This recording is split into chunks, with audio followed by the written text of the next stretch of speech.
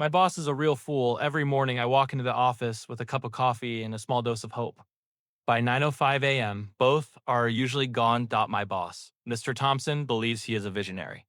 In reality, he once spent an entire meeting explaining a chart that was upside down. When someone gently pointed it out, he nodded thoughtfully and said, "Yes, that's exactly the perspective I wanted you to see." He loves using big words, especially when he doesn't know what they mean. Last week, he told a client we were aiming for maximum minimalism with aggressive synergy. The client blinked twice and asked if that meant the project would be done on time. My boss smiled and said, "Absolutely," which was impressive, considering he had just canceled the deadline 5 minutes earlier. Asterisk, asterisk, my boss is a real fool. Part 3. Just when we thought one fool was enough, fate or corporate destiny sent us another. His name was Richard. Officially, he was a senior consultant. In reality, he was my boss's best friend, shadow, and personal echo machine. Wherever Mr. Thompson went, Richard followed. Whatever Mr. Thompson said, Richard repeated, usually louder and with more confidence. If my boss said, "We need to think outside the box," Richard would nod aggressively and add, "Yes, exactly, way outside the box. No box at all, boxes are outdated." If my boss paused mid-sentence, Richard would finish it. Incorrectly. Proudly. They sat next to each other in meetings like a tragic comedy duo. Mr. Thompson would announce, "This plan is risky but innovative." And Richard would immediately say, "Exactly what I was thinking. Risky because it's innovative." No one knew what that meant, but Richard always smiled as if he'd cracked the code of the universe. The worst part? They hyped each other up. One bad idea alone might have died quietly. Two bad ideas, applauding each other, became policy. When my boss declared, "We don't need data, we need intuition," Richard leaned forward and said, "Yes. Data limits intuition." The finance team physically flinched once. During a crisis, someone asked a serious question about budget cuts. My boss answered vaguely. Richard repeated the exact same sentence, word for word, then added, as he brilliantly said. They looked at each other. They nodded. They wrote it down. By the end, it was impossible to tell who had the original thought, mostly because there never was one. They were like two mirrors facing each other, reflecting nothing forever. And yet, they walked through the office like geniuses, confident, untouchable, united. That's when I understood the most. Dangerous thing in an organization, not a fool, but two fools who agree with each other. Rules change daily. Yesterday, working from home was forbidden. Today, it's mandatory.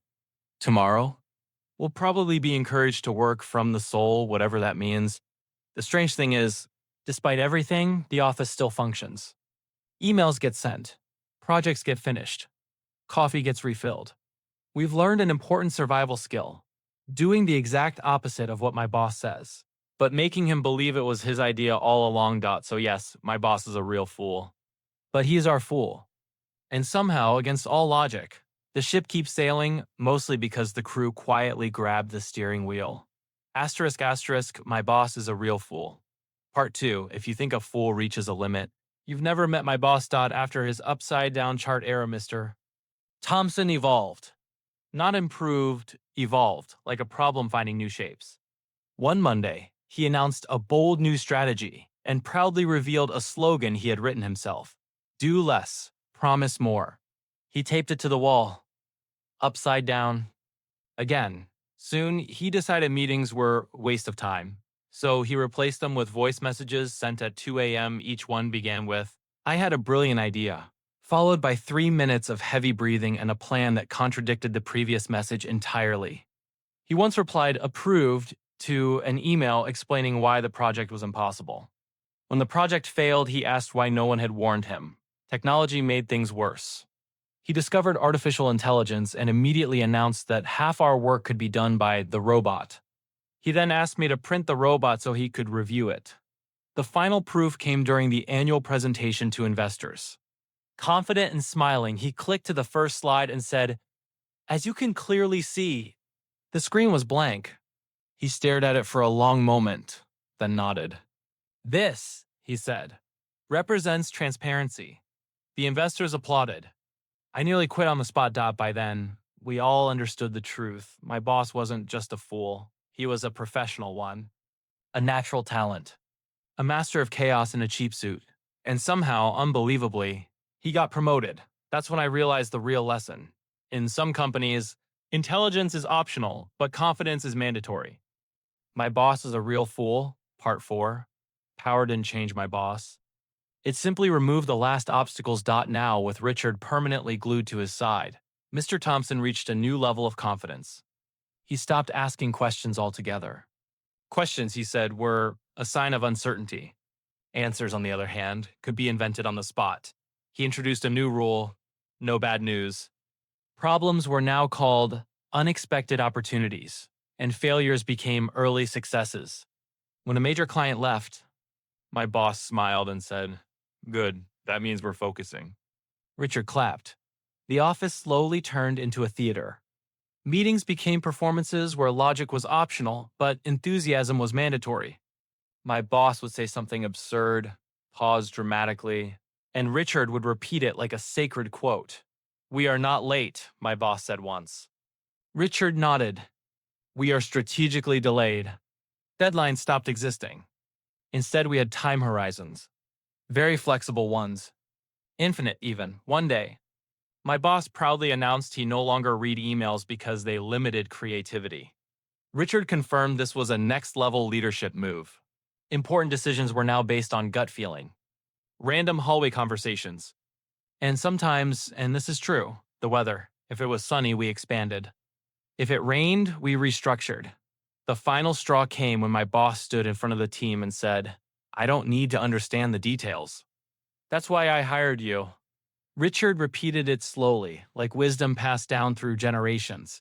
And somehow, no one laughed. Because by then we all knew the real fool wasn't pretending. He truly believed this was leadership.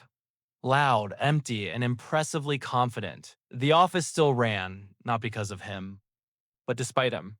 And every day, as he walked past with Richard nodding beside him, I thought the same thing.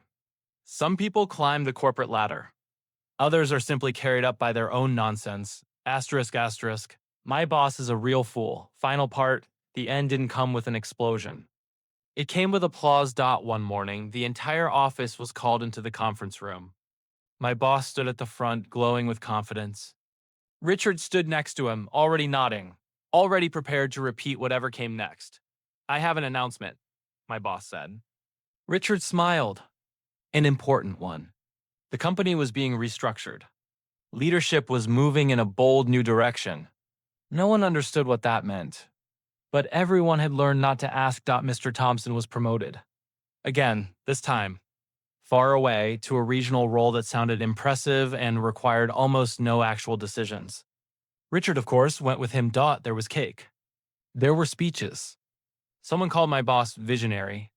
He thanked the team for their hard work, especially for handling the details so I could focus on the big picture. Richard repeated that sentence word for word, and then they left. The office was quiet after that. Uncomfortably quiet. No sudden rule changes. No upside-down charts. No slogans taped to walls. For the first time in years, decisions made sense. Work became normal. A week later, productivity improved. A month later, profits followed. No one officially said it, but everyone felt it. The company hadn't been saved by genius. It had been saved by the absence of noise. Somewhere out there, my boss and his echo are probably giving presentations, nodding at each other, calling confusion strategy. And here's the final truth I learned: a fool can survive anywhere. Two fools can rise very high. But eventually, reality promotes itself. The ship didn't sink.